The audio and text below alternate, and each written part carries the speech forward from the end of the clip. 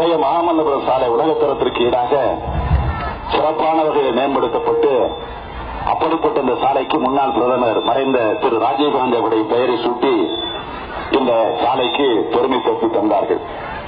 ஆக இப்படிப்பட்ட இந்த சாலையை உருவாக்கிய காரணத்தினால்தான் தகவல் தொழில்நுட்ப நிறுவனங்கள் டைட்டன் பார்க் கொண்ட ஏராளமான ஐடி தொழில் நிறுவனங்கள் இந்த பகுதியில் உருவாகுவதற்கு காரணமாக இருந்தது. அப்படி உருவான காரணத்தால் தான் இன்றைக்கு பல்லாயிரக்கணக்கான இளைஞர்களுக்கு வேலை வாய்ப்பு கிடைச்சிருக்கு. அது மட்டும் இல்ல, நெம்மேலி கூட்டு குடிநீர் திட்டம், நெம்மேலி கடல்நீரை குடிநீராக்கக்கூடிய திட்டம். ஆக அந்த கடல்நீரை குடிநீராக்கி மக்களுக்கு வழங்க வேண்டும் என்பதற்காகத்தான் அந்த நெம்மேலி திட்டத்தை திமுக அப்ப மத்தியில் இருந்த ஆட்சியை வற்புறுத்தி அன்றைக்கு மத்திய அரசு 1000 கோடி ரூபாய் நிதி ஒதுக்கியது.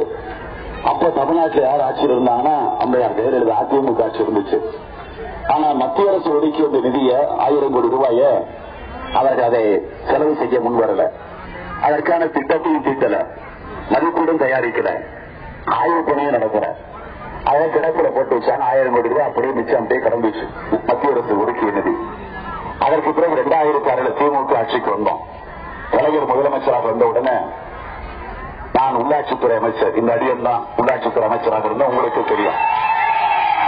அப்போ தலைவர் கலைஞருடைய அனுமதியோடு அவர் கடிதம் தந்தார். பிரதமருக்கு, நிதியமைச்சருக்கு கடிதம் தருகிறார். அப்போது யார் நிதியமைச்சர் கேட்டீங்கன்னா இப்போ இருக்கக்கூடிய நிதியமைச்சர் தான் ப. சிதம்பரம் அவர்கள். ஆக அவருக்கு கடிதம் தந்தார்கள். கடிதம் என்னன்னா அது லாப்ஸ் ஆயிடுச்சு. 5 வருஷமா அதிமுக ஆட்சியில 1000 கோடி ரூபாயை பயன்படுத்தல. ஆக அது செல்லாம போயிடுச்சு. ஆக அந்த சூழ்நிலையில நாங்கள் பிரதமரை போய் சந்திச்சோம் டெல்லியில. அதற்கு பிறகு நிதியமைச்சரை சந்திச்சோம். அந்த 1000 கோடி ரூபாய் நீங்க ஒதுக்கி தந்தால் திமுக ஆட்சியில அந்த நெம்மேலி குடிநீர் திட்டத்தை, கடல்நீரை குடிநீராக்கக்கூடிய திட்டத்தை நிறைவேற்ற காத்திருக்கிறோம் தயாராக இருக்கிறோம் என்று சொல்லி அதற்கு பிறகு அவர்கள் அதை ஒப்புக்கொண்டு அந்த நிதியை ஒதுக்கி தந்தார்கள். அப்படி ஒதுக்கப்பட்ட நிதியில் இருந்துதான் உருவாக்கப்பட்டது நெம்மேலி கடல்நீரை குடிநீராக்கக்கூடிய திட்டம் என்பதை நான் பெருமையோடு தெரிவித்துக் கொள்ள விரும்புகிறேன். ஆக சிறப்பு விழா தான் மிச்சம். அதுக்குள்ள தேர்தல் வந்தாச்சு. தேர்தல் வந்த காரணத்தினால அது தள்ளி போனது. தேர்தல் வந்தது, ஆட்சி மாற்றம் நடந்துச்சு. ஜெயலலிதா 2011 ஆட்சிக்கு வந்தாங்க. வந்த உடனே பாத்தீங்கன்னா எங்குமே எந்த நிகழ்ச்சிக்கும் போனவங்க எல்லாம் வீடியோ கான்பரன்ஸ் தான். ஆனா இந்த நிகழ்ச்சிக்கு நெம்மேலி கடல்நீரை குடிநீராக்கு திட்டத்திற்கு மட்டும் திறப்பு விழாவுக்கு வந்தாங்க. ஏன்னா போற வழி அவங்களுக்கு அவருக்கு போற வழி, அதனால வந்தாங்களே தவிர பேசுனாங்களா? பேசல. வெறும் திறந்து வச்சுட்டு போயிட்டாங்க. என்ன காரணம்னா பேசுனா எப்ப தொடங்குச்சு, இது யாரு நிதி கொடுத்தது, இதுக்கு யாரு காரணம், இந்த திட்டம் வர்றதுக்கு யாரு காரணம்னு சொல்லி ஆகணும். அதனால அதை தவிர்த்து விட்டு வெறும் திறந்து வச்சு விட்டு போயிட்டாங்க.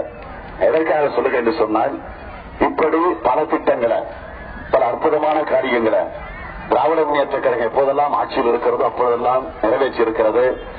ஆனால் 3 ஆண்டு காலமாக தமிழகத்தில் நடந்து கொண்டிருக்கக்கூடிய ஜெயலலிதா ஆட்சி அறிவித்த திட்டங்களை எதையும் நிறைவேற்ற முன்வரல. ஆகவே இந்த நிலையில்தான் அம்மையார் ஜெயலலிதா அவர்கள் ஹெலிகாப்டர்லேயே தன்னுடைய பயணத்தை, பிரச்சாரத்தை தொடர்ந்து நடத்தி கொண்டிருக்கிறார். நடத்திட்டு வேண்டாம்னு சொல்லல. இந்த தேர்தல் மூலமாக ஜெயலலிதா ஆட்சிக்கு ஓவர்னு சொல்லக்கூடிய காலம் வரும். அந்த நிலையை நீங்கள் உருவாக்கணும்.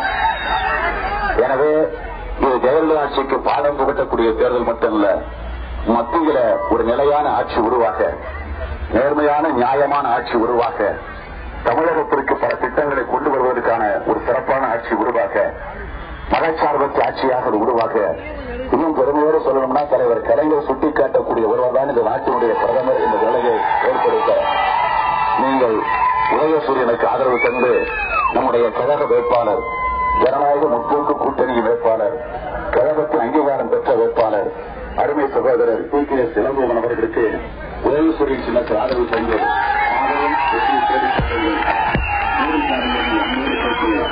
அன்புக்கும் உற்சாகத்திற்கு நன்றி கூறி விடைபெறுகிறோம். வணக்கம்.